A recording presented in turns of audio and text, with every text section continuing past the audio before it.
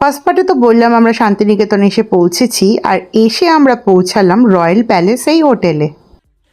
Lift আছে, লিফটে করে আমরা ফার্স্ট ফ্লোরে এলাম। ফার্স্ট ফ্লোরে আমাদের রুম দিয়েছে 202। রুমের ভেতরটা দেখিয়ে খুব সুন্দর, পরিষ্কার, বিশাল বড় একটা রুম, ডাবল বেডের। কিচেন আছে, রান্না তো করার কিছু নেই, যাই হোক। টিভি আছে। সব থেকে ইম্পর্টেন্ট হলো বাথরুম, সেটাও খুবই পরিষ্কার, একদম পরিষ্কার পরিচ্ছন্ন। এসিও আছে।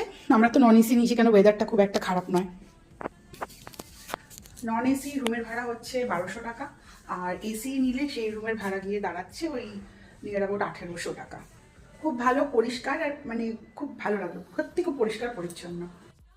এত বড় আয়না দেখে লম্বা চওড়া একটা স্পিচ দিচ্ছিলাম, বাট স্পিচটা আমার নিজেরই ভালো লাগলো না বলে মিউট করে দিয়েছি। তো যাই হোক, আমরা এবার ফ্রেশ হয়ে বেরিয়ে যাব কঙ্কালীতলার উদ্দেশ্যে। পৌঁছে গেলাম আমরা কঙ্কালীতলায়। মন্দিরটা রাত্রি 8:30টার সময় সন্ধ্যা আরতি হওয়ার পর বন্ধ হয়ে যায়। অনেকেই জানো, এটা বিশ্বাস করা হয় 51টা সতীপীঠের মধ্যে কঙ্কালীতলা হলো অন্যতম একটি সতীপীঠ, যেখানে মায়ের হাড় অর্থাৎ কোমরের হাড়ের অংশ পড়েছে।